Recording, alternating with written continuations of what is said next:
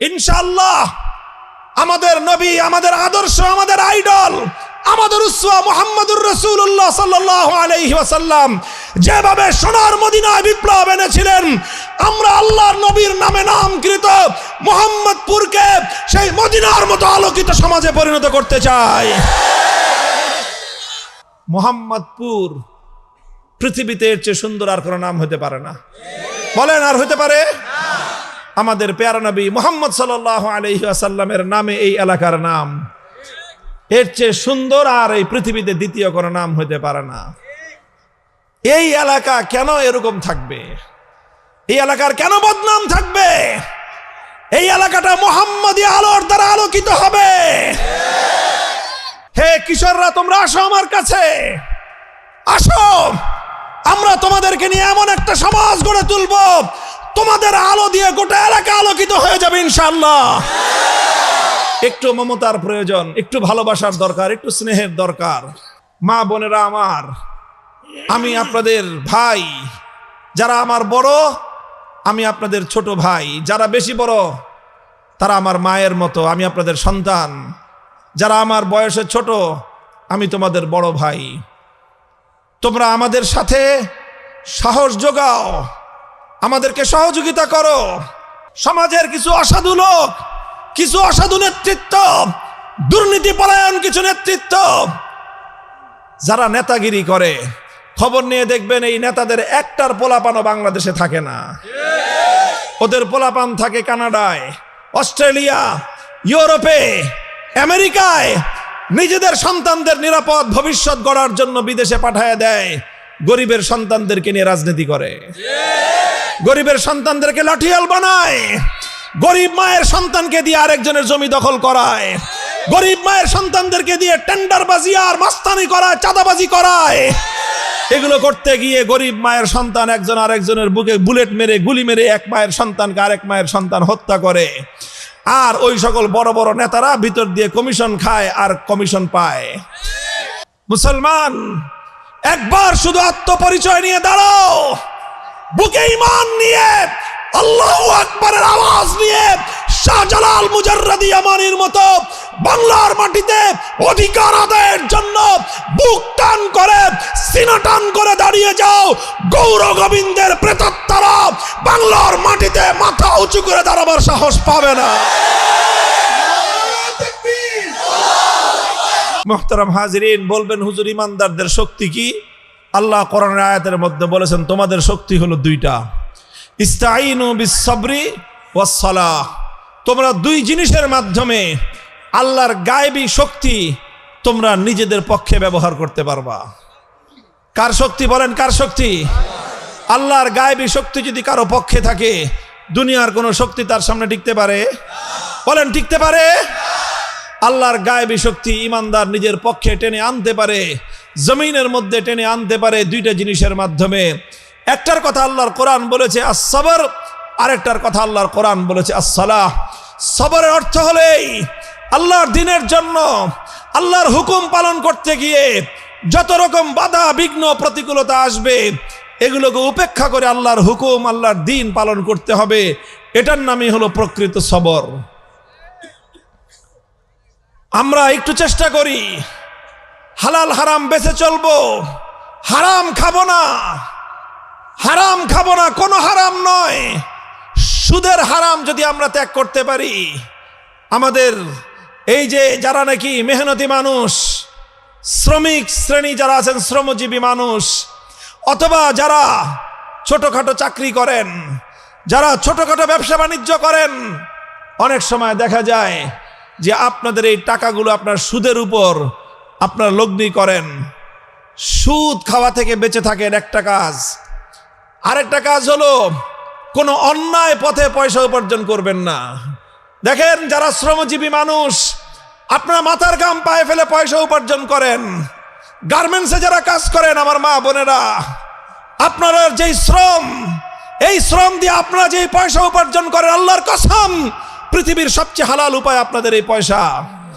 আপনারা মাথার ঘাম পায়ে ফেলে সারাদিন পরিশ্রম করে, আপনার জীবন যুদ্ধে লড়াই করে, হালাল উপায়ে গার্মেন্টসে চাকরি করে আপনারা পয়সা উপার্জন করেন। ইট ভেঙে আপনারা পয়সা উপার্জন করেন, রিক্সার প্যাডেল ঘুরে আপনারা পয়সা উপার্জন করেন। আপনারা কেউ ভাইয়েরা আছেন নানা রকম দৈনিক শ্রমিক খেটে আপনারা পয়সা উপার্জন করেন। আপনাদের চেয়ে বেশি বরকতময় হালাল উপায় পৃথিবীতে আর কেউ কামাই করে না। কিন্তু অনেক সময় সামান্য কিছু হারাম উপায় এটার সাথে, হারাম উপার্জন এটার সাথে মিলে যায়। কেউ কেউ আছে অতিরিক্ত কিছু মুনাফার লোভে মাদকের ব্যবসা করেন। দেখা যায় যে হিরোইন বেচলে অনেক টাকা লাভ, বাবা বেচলে, বাবা বুঝেন না, ইয়াবারে বাবা বলে আর কি, এই ইয়াবা বেচে, ফেনসিডিল বেচে, সামান্য এই সমস্ত অতিরিক্ত অতি লোভে সামান্য কিছু টাকা পয়সা উপার্জন হয়। এই পয়সা উপার্জন হয়ে আপনার হালাল উপার্জনকে এটা ধ্বংস করে দেয়। এই জন্য আপনারা হালাল উপার্জন করেন, হারাম উপার্জন থেকে বাঁচবেন। এইভাবে নিজেকে ধৈর্য ধারণ করেন, 5 ওয়াক্ত নামাজ পড়বেন আর হালাল উপার্জন করবেন। এই দুইটা কাজ আপনাদের জন্য আর বেশি কিছু লাগবে না, খুব বেশি কিছু লাগবে না। হালাল উপার্জন করবেন, 5 ওয়াক্ত নামাজ পড়বেন। মা বোনেরা যারা আছেন দরিদ্র শ্রমজীবী, আপনাদেরকে আমরা বলবো না যে একেবারে বোরকা গায়ে দিয়ে একেবারে খুব ভালো করে পর্দা না করলে হবে না, অত কঠিন কথা না। সামান্য একটু শালীনতা রক্ষা করবেন, মাথার চুলটা ঢেকে রাখবেন যেন চুলটা পর পুরুষের সামনে দেখা না যায়, আর বাকি সারা শরীর তো ঢাকা থাকেই। একটুখানি শালীনতা রক্ষা করে চলবেন, 5 ওয়াক্ত নামাজ পড়বেন, হালাল উপার্জনের খাইবেন। আপনার চেয়ে বড় বুজুর্গ আর কেউ নাই। আল্লাহর কসম খেয়ে বলি, আমার এই মেহনতি ভাই বোনেরা, আপনারা যেই মেহনত করে পয়সা উপার্জন করে আপনারা যদি হালাল পথে থাকতে পারেন, 5 ওয়াক্ত নামাজ আদায় করবেন আর একটু আল্লাহ পাকের কথা স্মরণ করবেন, আল্লাহ আপনাকে সবচেয়ে বড় বুজুর্গের মর্যাদা দান করবেন ইনশাআল্লাহ। এটা হলো সবর আপনার, এটাই সবর। এর চেয়ে বড় সবর আর ধৈর্য পৃথিবীতে কিছু নাই। আপনার সামনে হারাম অফার আসবে, অন্যায় পথে উপার্জন করার অফার আসবে, আপনি সেটা ত্যাগ করবেন, এটাই আপনার সবচেয়ে বড় সবর। আর হলো সাহায্যের প্রয়োজন হলে আল্লাহর কাছে হাত তুলে চাইবেন, আল্লাহর কাছে সেজদায় পড়ে যাবেন, 2 রাকাত নামাজ পড়ে আল্লাহর কাছে সাহায্য চাইবেন। একদিকে আল্লাহর কাছে চাইবেন একটা কাজ, আর একদিকে হলো আল্লাহর হুকুম মানার জন্য একটু ধৈর্য ধারণ করবেন। এই 2 কাজ যে করবে, আল্লাহ ওয়াদা করেছেন ইস্তাইনু, আমার কাছ থেকে তোমরা সাহায্য নাও এই 2 জিনিসের মাধ্যমে। ইনশাআল্লাহ আমাদের দরিদ্র গোষ্ঠী, আমাদের অসচ্ছল পরিবারগুলো, শ্রমজীবী পরিবারগুলো, আপনারা যারা এখানে অবস্থান করতেছেন, ইনশাআল্লাহ আপনাদের জীবনের যাবতীয় নিরাপত্তা আপনাদের এই অঞ্চলগুলোকে কেন্দ্র করে সমাজের কিছু অসাধু লোক, কিছু অসাধু নেতৃত্ব, দুর্নীতি পরায়ণ কিছু নেতৃত্ব যারা নেতাগিরি করে, খবর নিয়ে দেখবেন এই নেতাদের একটার পোলাপানও বাংলাদেশে থাকে না। ওদের পোলাপান থাকে কানাডায়, অস্ট্রেলিয়া, ইউরোপে, আমেরিকায়। নিজেদের সন্তানদের নিরাপদ ভবিষ্যৎ গড়ার জন্য বিদেশে পাঠায় দেয়, গরিবের সন্তানদেরকে নিয়ে রাজনীতি করে, গরিবের সন্তানদেরকে লাঠিয়াল বানায়, গরিব মায়ের সন্তানকে দিয়ে আরেকজনের জমি দখল করায়, গরিব মায়ের সন্তানদেরকে দিয়ে টেন্ডারবাজি আর মাস্তানি করায়, চাঁদাবাজি করায়। এগুলো করতে গিয়ে গরিব মায়ের সন্তান একজন আরেকজনের বুকে বুলেট মেরে, গুলি মেরে এক মায়ের সন্তানকে আরেক মায়ের সন্তান হত্যা করে। আর ওই সকল বড় বড় নেতারা ভিতর দিয়ে কমিশন খায় আর কমিশন পায়। আমি বলি আপনাদেরকে, ওরা নাম দিছে আপনাদেরকে কিশোর গ্যাং। কিশোর গ্যাং নাম দিয়ে আমার এই সকল দরিদ্র মায়ের কিশোর সন্তানদেরকে ব্ল্যাকমেইলিং করা হয়। আমাদের গরিবদের কিশোর সন্তানদেরকে বিপদগামী অন্ধকার পথের দিকে ঠেলে দিয়েছে কারা? আমি প্রশ্ন করি ওদেরকে যে দুনিয়াতে এই কিশোররা মায়ের পেট থেকে গ্যাং হয়ে জন্ম নিছে? বলেন, বলেন কোন মায়ের সন্তান ভূমিষ্ঠ হওয়ার সময় সন্ত্রাসী হয়ে জন্ম নেয়? তারা তো নিষ্পাপ, বেগুনা মাসুম হয়ে জন্ম নিয়েছিল। এদেরকে গ্যাং বানাইছে কে? এদের হাত থেকে কলম কেড়ে নিয়ে পিস্তল তুলে দিল কারা?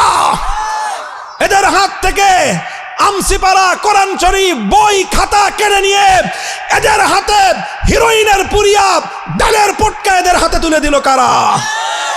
বাবার পুটলি ধরায় দিয়ে এদেরকে অন্যায় অসৎ পথে উপার্জন করার অবৈধ লাইসেন্স দিল কারা?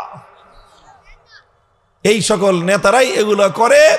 এরপরে আবার এরা এদেরকে নাম দেয় কিশোর গ্যাং। ইনশাল্লাহ আমাদের এই কিশোররা, যাদেরকে দিয়ে অসৎ ব্যবসা করানো হয়, যাদেরকে দিয়ে অপরাধ করানো হয়, সেই অপরাধী সমাজপতিদেরকে এই এলাকা থেকে উৎখাত করা হবে।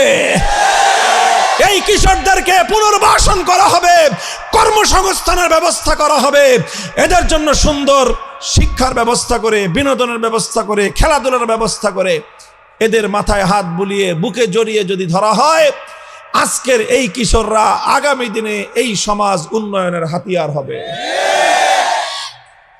ইনশাআল্লাহ। আমরা যদি এইভাবে একটু চেষ্টা করি, মায়েরা চেষ্টা করেন, বাবারা চেষ্টা করেন, এলাকার ময় মুরব্বীরা মিলে চেষ্টা করেন, মনে রাখবেন গরিবের সন্তান বলেই বড় লোকের লাঠিয়াল হতে হবে, এই জন্য আল্লাহ আমাদেরকে দুনিয়াতে পাঠায় নাই। কেউ বলতে পারেন যে হুজুর আপনার পোলা পরে কই? হ্যাঁ, আমার পোলাই মোহাম্মদপুরেই পড়ে।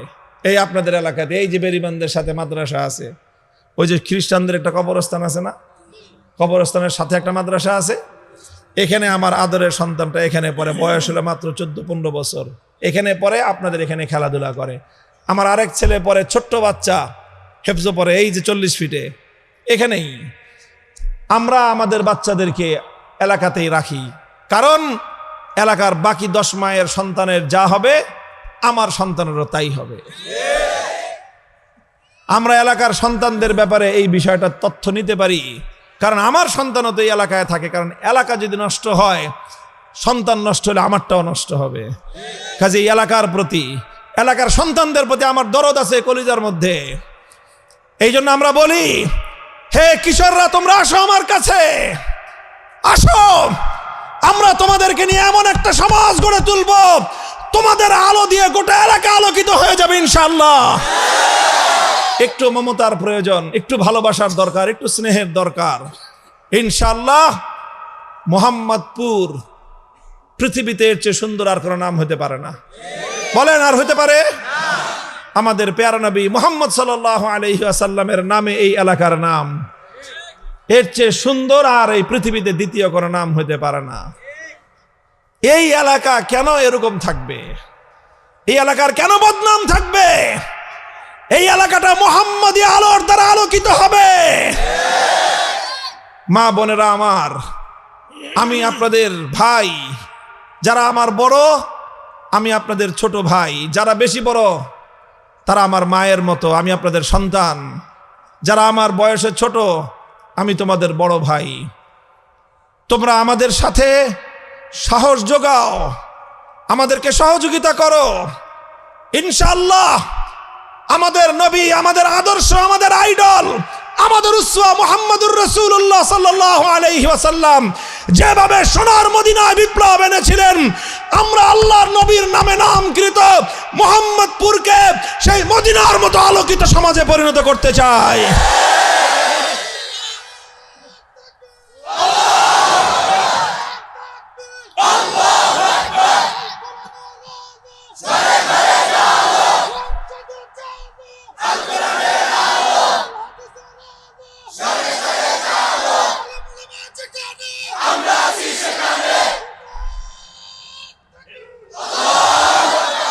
আর আরেকদিকে বিশাল ভারত প্রতিবেশী, যারা সব সময় সীমান্তের অপর প্রান্ত থেকে বাংলাদেশে শুধু আগ্রাসন চালাবার চেষ্টা করে। কাজেই সেখান থেকেও সাহায্য পাওয়ার কোনো আশা নাই। আরেকদিকে আছে বঙ্গোপসাগর, সাগরের কাছ থেকে কি পাবেন? পানিতে ডুবা ছাড়া কোনো উপায় নাই। মোহতারাম হাজিরিন, এই ধরনের পরিস্থিতিতে কোনো জাতি যদি, কোনো সম্প্রদায় যদি মর্যাদা নিয়ে বাঁচতে চায়, সম্মান নিয়ে যদি বাঁচতে চায়, তাহলে একটাই উপায় আছে। কয়টা উপায়? আমি একটা উপায় বলি ইতিহাস থেকে আপনাদের কাছে। তারেক বিন জিয়াদ ইসলামের একজন ঐতিহাসিক বীর মুজাহিদ। ইসলামের প্রথম যুগের একজন সোনালী যুগের একজন কমান্ডার ইন চিফ সেই তারেক বিন জিয়াদ, তিনি আরব থেকে সমুদ্র পাড়ি দিয়ে স্পেন গিয়েছিলেন নৌকায় করে। তখন তো আর নৌজাহাজ ছাড়া বড় কোনো আধুনিক জাহাজ ছিল না। বড় বড় নৌকা তৈরি করে সেই নৌকায় করে সৈন্যবাহিনী নিয়ে তিনি সমুদ্র পাড়ি দিয়ে আরব, আফ্রিকা থেকে ইউরোপে গেলেন। স্পেনের মাটিতে তিনি পা রাখলেন। রেখে তিনি তার সৈনিকদেরকে ডেকে বললেন যে দেখো, তিনি আরেকটা কাজ করলেন। যতগুলো নৌজাহাজ ছিল, কোন কোন ঐতিহাসিক লেখেন যে তিনি সমস্ত নৌজাহাজগুলোকে আগুন দিয়ে পুড়িয়ে দিলেন। আগুন দিয়ে পুড়িয়ে দিলেন। আগুন দিয়ে পুড়িয়ে দিয়ে তিনি তার সৈনিকদেরকে বললেন, দেখো এখন তোমাদের সামনে দুইটাই রাস্তা। একটা হলো তোমাদের সামনে তোমাদের শত্রু, তোমাদের সামনে তারা যারা তোমাদের আল্লাহর জমিনে আল্লাহর নাম উচ্চারণ করতে দেয় না। তোমাদের সামনে তারা যারা আল্লাহর জমিনকে দখল করে কুফরি মতবাদ কায়েম করে রেখেছে। তারা হয় তাদের সাথে লড়াই করে তোমাদেরকে বাঁচতে হবে, আর যদি তাদের সাথে লড়াই করে বাঁচতে না পারো তাহলে পেছন দিকে তাকায় দেখো, সমুদ্র পাড়ি দিয়ে আত্মরক্ষা করা সমস্ত রাস্তা বন্ধ, সমুদ্রের পানিতে ডুবে মরতে হবে। পথ দুইটাই, হয় মর্যাদার সাথে লড়াই করে শত্রুদেরকে পরাজিত করে বিজয়ী বেশে এখানে তোমরা জীবন যাপন করবা, আর না হয় নির্মম ভাবে ভীরু কাপুরুষের মতো পানিতে ডুবে তোমাদের মরতে হবে। তোমাদের সামনে দুইটাই রাস্তা। একটা হলো লড়াই করে জীবন বেঁচে থাকার ইজ্জতের জিন্দেগি, একটা হলো লড়াই করে বেঁচে থাকার ইজ্জতের জিন্দেগি, আর একটা হলো লাঞ্ছনার সাথে ভীরু কাপুরুষের মতো পালিয়ে বাঁচবার জন্য এসে সমুদ্রের পানিতে ডুবে লাঞ্ছিত ভাবে মৃত্যুবরণ করবার আরেকটা জিন্দেগি। হয় তোমরা সামনে লড়াই করে জীবিত থাকবা শহীদ গাজী হয়ে, আর না হয় শত্রুর সঙ্গে লড়াই করে তোমরা জীবন দিয়ে শাহাদাতের মৃত্যুবরণ করে ইজ্জতের মরণকে বাছাই করে নিবা। আর না হয় বাঁচতে যদি আত্মরক্ষার জন্য যদি পালিয়ে আসতে চাও, পালিয়ে বাঁচতে পারবা না, সেই ক্ষেত্রে তোমাদেরকে লাঞ্ছিত হয়ে সমুদ্রের পানিতে ডুবে মরতে হবে। এছাড়া ভিন্ন কোনো রাস্তা নাই। তোমাদের সামনে দুইটাই রাস্তা, হয় বিজয়ী হয়ে ইজ্জতের জিন্দেগি যাপন করতে হবে, আর না হয় পরাজিত হয়ে লাঞ্ছিত ভাবে পানিতে ডুবে মরতে হবে। এখন তোমরা চিন্তা করে দেখো কোন পথ অবলম্বন করবে। তারেক বিন জিয়াদের সৈনিকেরা, মুসলমানদের সৈনিকেরা বলেছিল, লাঞ্ছিত হয়ে পানিতে ডুবে চুবিয়ে চুবিয়ে পানিতে নির্মম ভাবে লাঞ্ছনার মৃত্যুর চেয়ে যুদ্ধের রণাঙ্গনে লড়াই করে শহীদ অথবা গাজী হয়ে ইজ্জতের জীবন যাপন করাটাই আমাদের কাছে শ্রেষ্ঠ বলে আমরা বিবেচনা করি।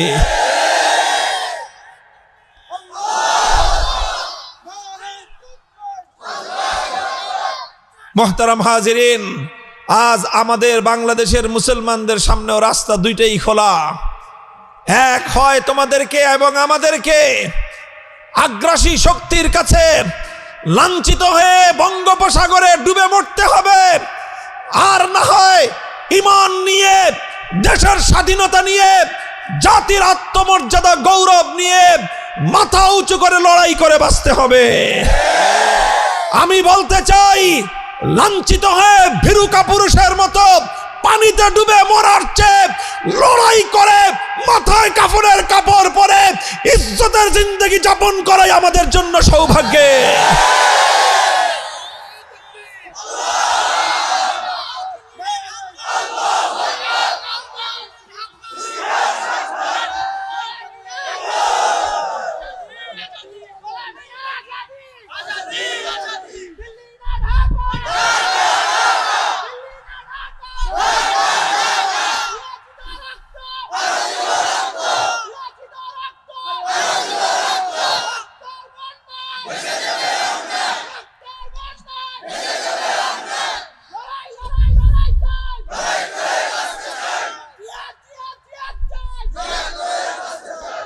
মুহতারাম হাজিরিন, বলবেন হুজুর লড়াই করব কি দিয়ে, আমাদের কাছে তো যুদ্ধের কিছু নাই।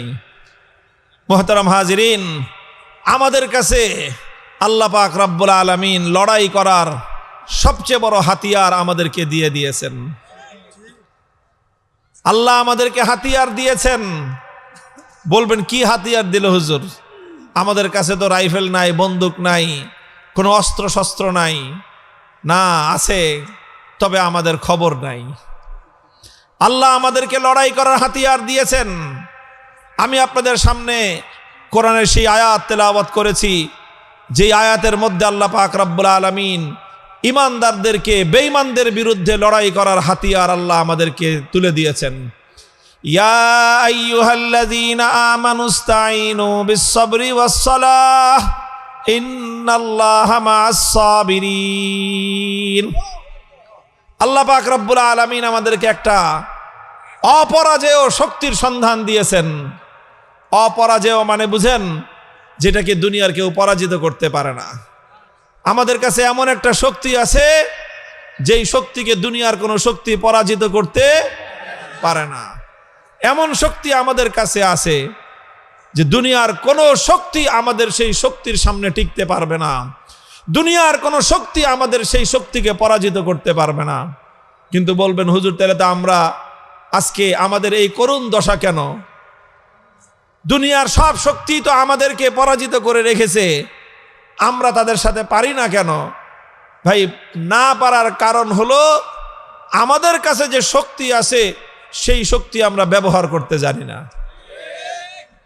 বুঝেন না এই কথা? মনে করেন আপনার কাছে একটা রাইফেল আছে, একটা রাইফেল আছে। আচ্ছা বলেন তো, একটা মানুষের কাছে যদি একটা রাইফেল থাকে আর আরেক দিকে যদি 10টা মানুষ থাকে খালি হাতে, এই দুই গ্রুপের মধ্যে বেশি শক্তিশালী কে? রাইফেলওয়ালা। রাইফেলের যদি খালি মাত্র একটা ট্রিগারে চাপ দেয়, টাট টাট টাট টাট টাট টাট করে 10টা গুলি বের হইব, 10টা মানুষ শেষ। কথা বলেন ঠিক না বেঠিক? আর এই 10টা মানুষ খালি হাতে যদি একটা মানুষকে মারতেও চায়, তাও তো কিলে গুতে মারতে মারতেই তো বহু সময় যাইব। কথা বলেন ঠিক না বেঠিক? আর যার হাতে রাইফেল আছে 10টাকে 100 1000 মানুষ তার ধারে কাছে ভিড়া সাহস পাইব? তাহলে একটা মানুষের কাছে যদি রাইফেল থাকে, সে 10টা মানুষের চেয়ে বেশি শক্তিশালী। কিন্তু কথা হলো, তার তো রাইফেল চালাইতে জানতে হবে। আর সে যদি রাইফেল চালাইতেই না জানে, সে রাইফেল চালাইতে জানে না, আর তার শত্রু এই কথা টের পেয়ে গেছে যে ওর কাছে রাইফেল আছে ঠিক, কিন্তু রাইফেল চালাইতে জানে না। ও শত্রুর দিকে রাইফেল তাক করছে, শত্রু তাকায় দেখে যে রাইফেলের বাট শত্রুর দিকে আর রাইফেলের নল নিজের বুকের দিকে। তো বলেন, শত্রু বুঝে ফেলবে না যে ওর হাতে রাইফেল থাকলে কি হবে? বোকা, ও রাইফেল চালাইতে জানে না, বুঝবে না? বুঝে তখন কি করবে? আইসা ওর হাত থেকে রাইফেল কায়রা নিয়া ওই রাইফেল দিয়ে পিটায় ওরা মেরে থিয়ে যাবে। এখানে সমস্যাটা কোথায়? এখানে কি এই লোকের কাছে শক্তি নাই? বলেন, শক্তি আছে না নাই? তার কাছে তো রাইফেল আছে। একটা রাইফেল দিয়ে 2 4 10 জন 50 জনকে তো শেষ করে দেওয়া কোনো ব্যাপার ছিল না তার জন্য। কিন্তু সে শক্তি ঠিক আছে, সব আছে, কিন্তু সে শক্তির ব্যবহার করতে জানে না। তো শক্তি যদি থাকে আর শক্তির ব্যবহার করতে যদি কেউ না জানে, তাহলে হাজার শক্তি থেকেও কোনো লাভ নাই। আজ আমাদের অবস্থা হয়েছে সেটাই। আমাদের কাছে আল্লাহ পাক অপরাজেয় শক্তি দিয়েছেন, কিন্তু আমরা সেই শক্তি ব্যবহার করতে জানি না বলে শক্তি থাকা সত্ত্বেও আজকে আমরা দুর্বল, শক্তি থাকা সত্ত্বেও আজকে আমরা নির্যাতিত, শক্তি থাকা সত্ত্বেও আজকে আমরা পরাজিত। কেমন শক্তি?